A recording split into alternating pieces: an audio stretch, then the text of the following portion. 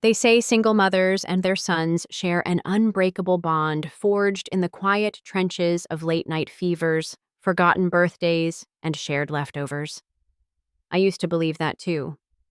I believed it all the way until the day my son got married. There were signs, of course, subtle shifts, pauses in phone calls that lasted a bit too long, the polite vagueness when I asked about his plans. But nothing prepared me for the moment I walked into that rooftop venue in downtown San Diego, heels echoing against the marble, and realized I was no longer central to his life. I wasn't even peripheral. I was invisible. My name was printed in plain font on a place card near the back. No mother of the groom, no ribbon or title, just Elena Torres, like I was someone's coworker or maybe an old friend from high school who showed up out of obligation. No one saved me a seat near the front. No one asked if I'd helped raise the man standing at the altar. I wore a navy blue dress I hadn't taken out in years, something simple but elegant with sleeves I had hemmed the night before. I thought it would feel like a celebration, like a milestone both for him and for me. Instead, it felt like a quiet extraction, like being slowly removed from a photograph pixel by pixel until all that was left was a blur of someone who once belonged. Leo didn't make eye contact when he said his vows. He looked forward, smiling toward Natalie with the kind of intensity I hadn't seen since he was 6 when he begged me not to leave him at his first sleepover. Back then, I was the only person he needed. Now he needed me silent, seated, and far from the head table. There were no speeches planned for me. No moment where the microphone came around and I could say how proud I was. And maybe that was the worst part. Not being forgotten entirely, but being remembered just enough to be excluded with precision. I smiled through it, ate the dry risotto, toasted with the cheap champagne. Then I went home, heels in hand, knowing something had shifted between us. And that shift, it wasn't temporary. It was permanent. My name is Elena Torres. I'm 39 years old, and I live in a 2-bedroom apartment on the 22nd floor of a high-rise in San Diego. I've been working at the same bank for 15 years, started as a teller, worked my way up to branch manager, and lately I've been thinking about quitting. Not because I'm tired of the job, but because I'm tired of feeling like I'm always one spreadsheet away from burnout. Most people assume I'm younger than I am. Maybe it's the way I still wear sneakers on weekends, or the fact that I always carry lip balm in my pocket like a teenager. But inside, I feel older than I look. Life has a way of doing that to women like me, women who've carried more than their share of weight in silence. I had Leo when I was 20. His father, Matt, was the kind of man who started strong and disappeared quietly. We were never married. By the time Leo turned 2, Matt was already 2 states away building a new family he swore he never wanted. I don't talk badly about him, not to Leo, not to anyone. I just say he was a chapter that closed before the story even got good. Raising Leo alone wasn't easy, but I did it. I worked double shifts, took night classes, skipped vacations. I learned how to fix leaky faucets and how to sew the soles of his sneakers back together when he wore them down too fast. We shared a twin bed for 3 years because I couldn't afford more than a studio apartment. But we laughed, we danced in the kitchen, we watched cartoons together under a single blanket. He used to tell me, "You're my whole world, Mama." And I believed it because back then I was. Things changed as he got older. The hugs became shorter, the secrets longer. I wasn't naive. I knew he'd grow up, make friends, fall in love. But I always thought there'd be space for me in whatever new life he built. I never imagined I'd be treated like a visitor in it. Leo got into college on a partial scholarship. I covered the rest with loans and what little savings I had. I even sold the ring Matt gave me years ago, the one I never wore but kept out of some stubborn nostalgia. When Leo moved into the dorms, I cried for 2 days straight. Not because I was afraid he'd leave, but because I was proud. He was my biggest decision and my best one. He met Natalie during his first semester. Bright girl, art major, pretty in that curated way girls are now, every detail intentional. I only met her twice before they got engaged. She shook my hand both times, smiled like someone posing for a picture they didn't want to take. When Leo called to say they were getting married, he sounded excited. Nervous, too. I told him I was happy for him and I meant it. But beneath my words, there was a small tremor. A warning I couldn't name yet. Something about the way he said, "We've decided," instead of "I've decided." Something about the way my name kept getting lost in the plural. I thought maybe it was just nerves. Maybe I was reading too much into it. But mothers know. We always know even when we don't say it out loud. The wedding was planned in less than 3 months. Leo said they wanted to keep it simple, but simple apparently meant a rooftop venue with gold-rimmed wine glasses and a 6-piece jazz band flown in from Portland. He didn't ask for help. Not once.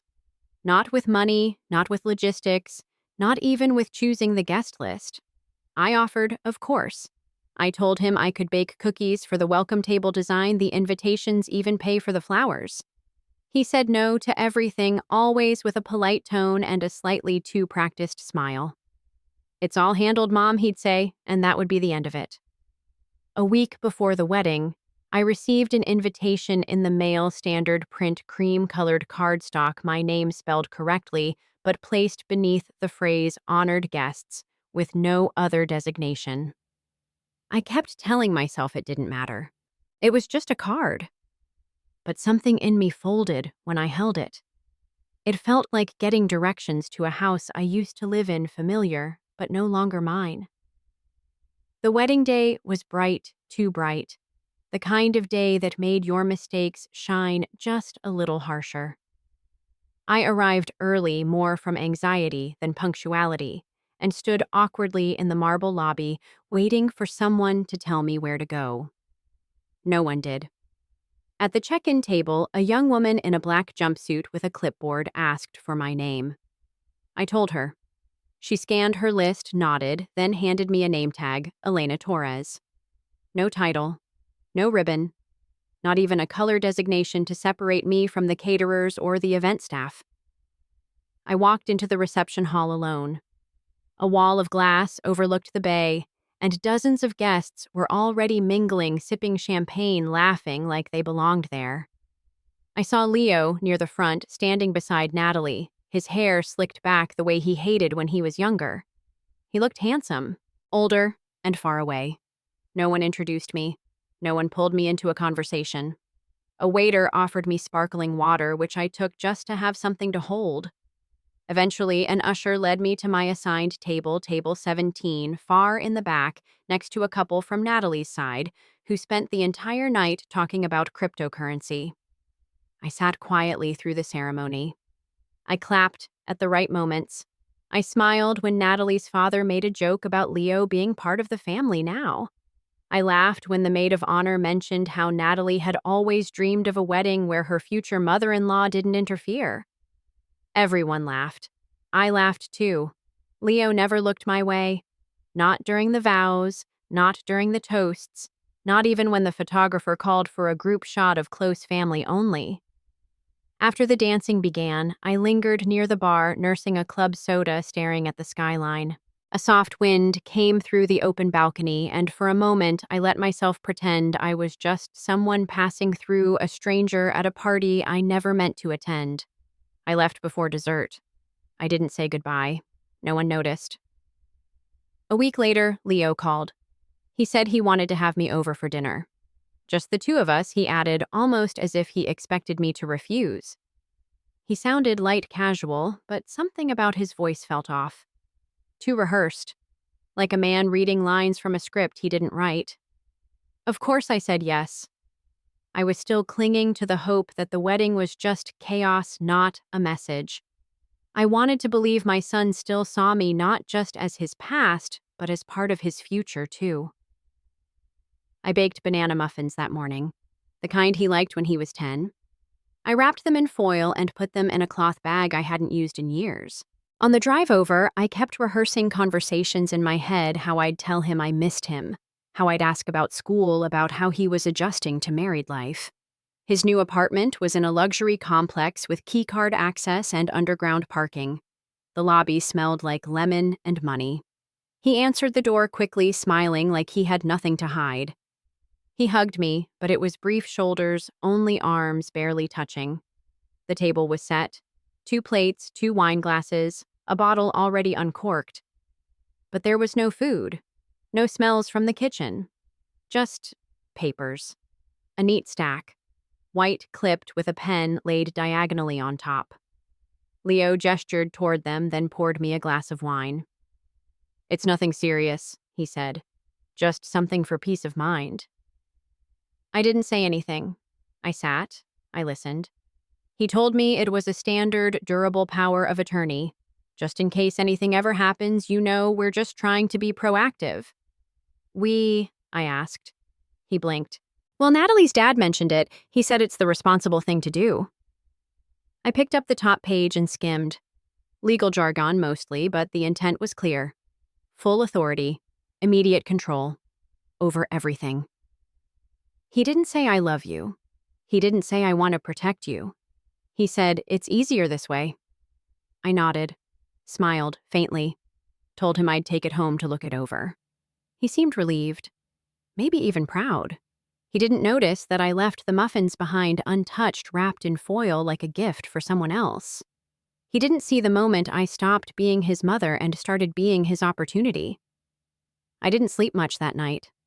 The papers sat on my kitchen table unopened like a quiet threat dressed in politeness.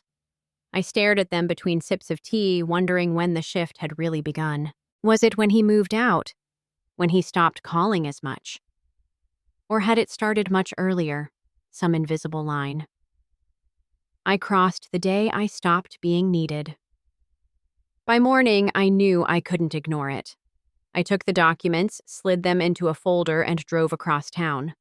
Not to the bank where I worked, but to a smaller branch, one most people didn't know I had ties to. That's where I kept the safety deposit box. I hadn't opened it in years. Inside was the envelope I'd labeled in red ink "Final Portfolio." It was a file I created after the divorce, a silent contingency plan. Because even when I had nothing, I knew I couldn't afford to stay that way. I'd invested small amounts over time. Mutual fund certificates of deposit, 2 early real estate ventures, nothing flashy, just quiet consistency. I'd never told Leo, not because I didn't trust him then, but because I needed one part of my life that didn't depend on anyone's permission. When I calculated everything, it came out to just over $4 million. It wasn't just money. It was security, autonomy, a future no one could write for me. But in Leo's eyes, it had become a resource to manage. A safety net, not for me, but for them. I left the bank without taking the documents. Instead, I drove to Hillcrest and parked in front of a small tan building with ivy climbing up one side. The name on the brass plaque read Michelle Danvers, estate and trust attorney. We hadn't spoken in almost 5 years. She used to be my neighbor, once helped me fix a jammed door with a screwdriver and a mug of chamomile tea. When she opened the door and saw me, she didn't look surprised, just tired in a familiar way. Like someone who had heard too many stories begin with "I didn't know who else to call." We sat in her office, surrounded by bookshelves and muted gray walls. I told her everything.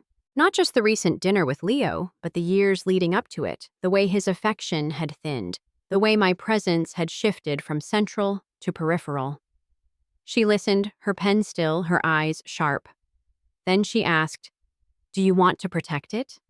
I nodded. All of it. Yes, she didn't ask who I wanted to name as a successor.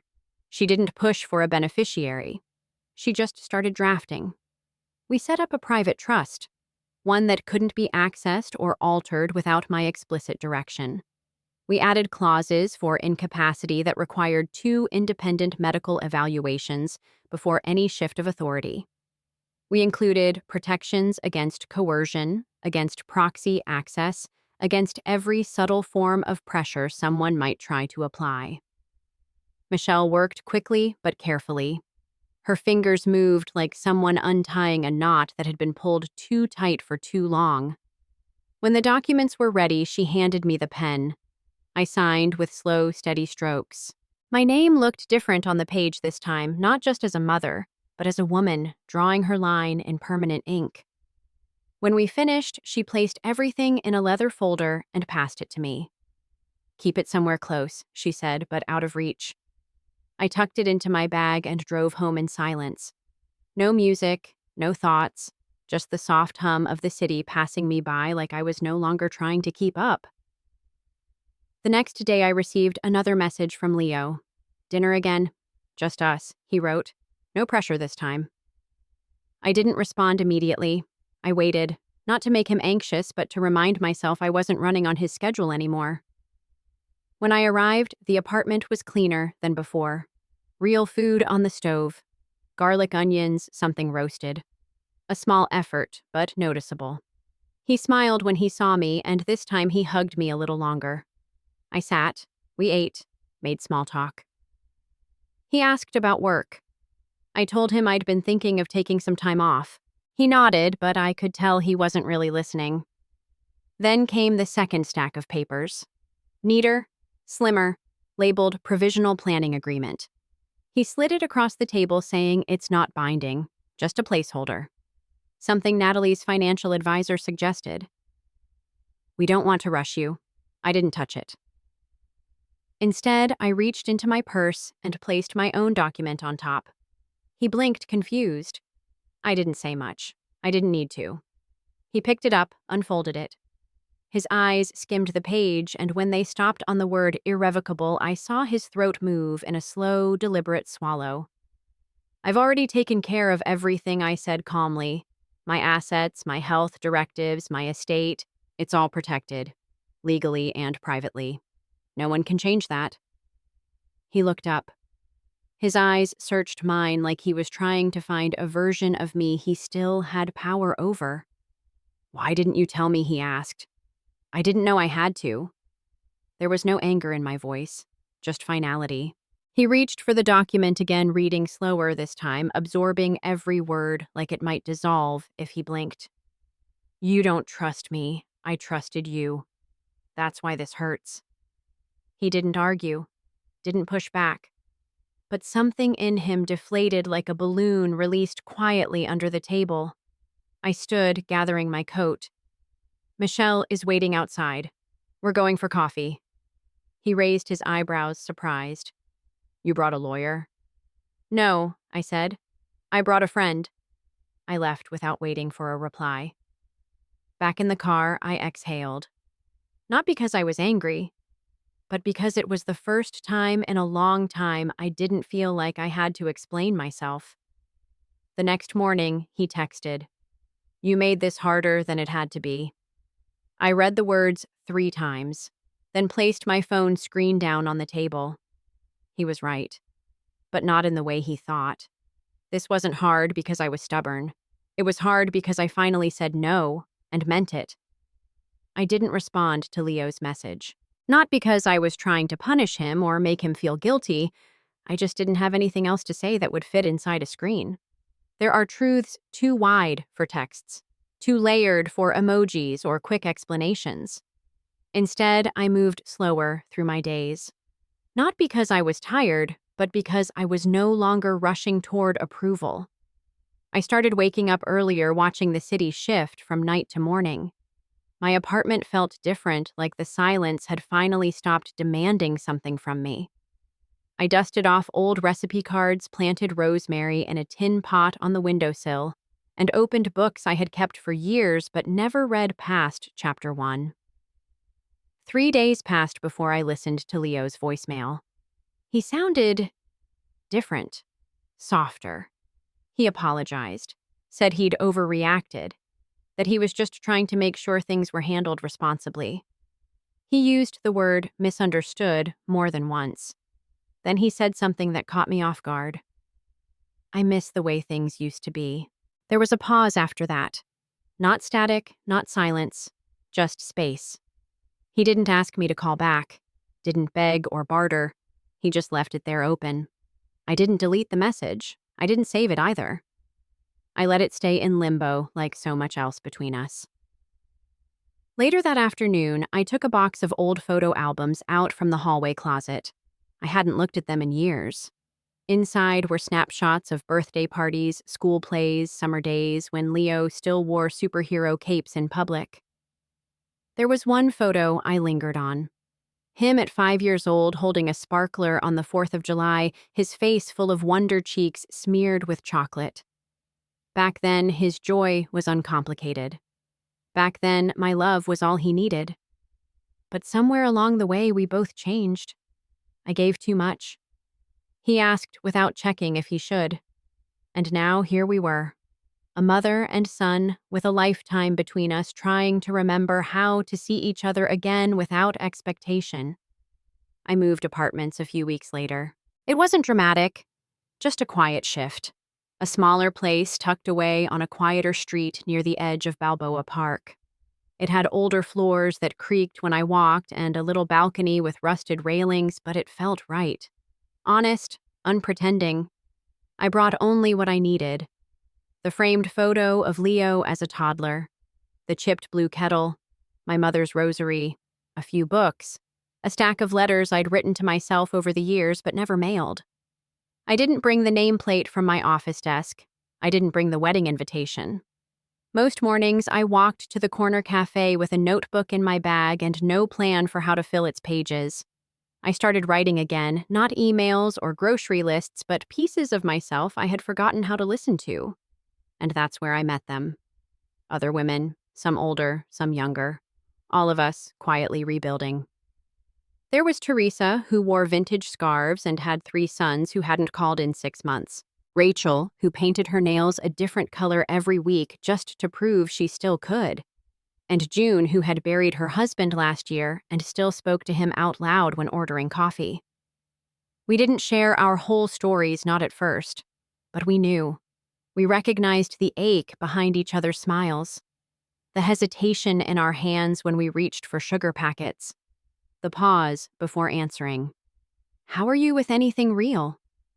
Together, we started a ritual. Saturday mornings in the park. 1 thermos of tea passed between us. No plans, no agendas, just women sitting still, refusing to disappear. One day, Teresa said something that stayed with me. You don't need to prove anything to keep existing. She said it while tying her scarf tighter around her neck like she was reminding herself just as much as the rest of us. And she was right. I didn't need to be needed to matter. I didn't need to give until empty to be loved. One quiet Sunday evening, just as the city lights began to flicker on, I sat at my kitchen table and wrote a letter. Not to Leo, not to Natalie, but to the version of myself who thought that love meant saying yes to everything. The one who believed that sacrificing for someone meant you'd be remembered kindly for it. The one who stayed silent in the name of peace, even as the silence turned into self-erasure. I told her she did her best, that she held on longer than most could, that letting go wasn't failure, it was survival. I sealed the letter and tucked it into the back of a book I didn't plan to finish. Because not every story needs a neat ending. Some just need acknowledgement. The following week, Leo came by. I hadn't asked him to. He didn't text first. Just showed up standing in the hallway of my building holding a plain white envelope. He looked older. Not in the lines of his face, but in the way his shoulders sloped, like the weight of his choices had finally registered. We sat outside on the balcony. He apologized again. Not with excuses this time, but with questions. Did I make you feel like you didn't matter? Yes, I answered calmly. He nodded. I didn't mean to. I know I said, but that doesn't change that you did. He handed me the envelope. Inside was a letter, handwritten. I haven't shared it with anyone, but I'll say this, it didn't fix things. It didn't erase the hurt, but it was honest. And sometimes that's enough to start again, not from the beginning, but from somewhere real. He didn't stay long, just long enough to finish the tea I made. Before he left, he asked if we could meet again. No papers, no talk of money, just lunch, just time. I told him maybe. Because healing isn't linear. And love, when broken, doesn't always stitch back in the same shape. Sometimes it's messier, but sometimes it's also stronger. Later that night, I baked a small cake, just 1 layer, just for me. I lit a candle, not for a birthday, but for a moment. A quiet celebration that no one else needed to witness. I closed my eyes, made a wish. Not for him, not for reconciliation, but for peace, for the strength to hold my boundaries, for the courage to keep living a life that belongs fully to me. And when I blew out the candle, the room didn't feel empty. It felt earned. The days moved differently after that. Not faster, just quieter, with less urgency and more presence. I stopped checking my phone so often. Not because I was ignoring anyone, but because I no longer waited for a message to make me feel real. I spent mornings with a book and evenings walking the neighborhood just as the streetlights blinked on. I started learning how to be with myself again, not as a placeholder between responsibilities, but as someone worth the company. Sometimes I saw families walking together, mothers with strollers, fathers lifting toddlers onto their shoulders. I used to look at those scenes and feel something sharp in my chest, a tug toward the past. But now I just smiled, because I had my time. I did my part, and I carried no regrets for loving as fiercely as I did.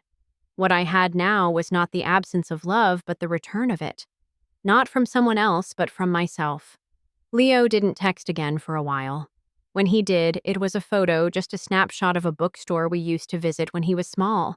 No caption, no expectation, just a gesture. I replied with a simple heart. It was enough. We didn't rebuild overnight. We didn't pretend nothing happened. But the space between us stopped feeling like a war zone.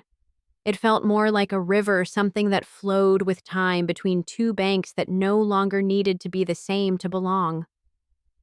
One rainy Tuesday, I visited my old bank branch. Not to work, just to say goodbye. I brought a box of muffins for the staff, the same kind Leo used to love. The security guard remembered me. So did the teller who once trained under me.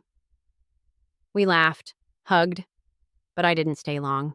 I wasn't that version of myself anymore. As I walked home in the drizzle umbrella forgotten in my bag, I felt something close to joy, not the loud kind, but the steady kind. The kind that hums under your ribs like a song you forgot you knew. That night, I stood at the window of my apartment and watched the city move.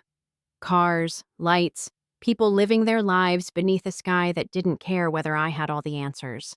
And for the first time in years, I didn't feel behind. I felt right where I was supposed to be.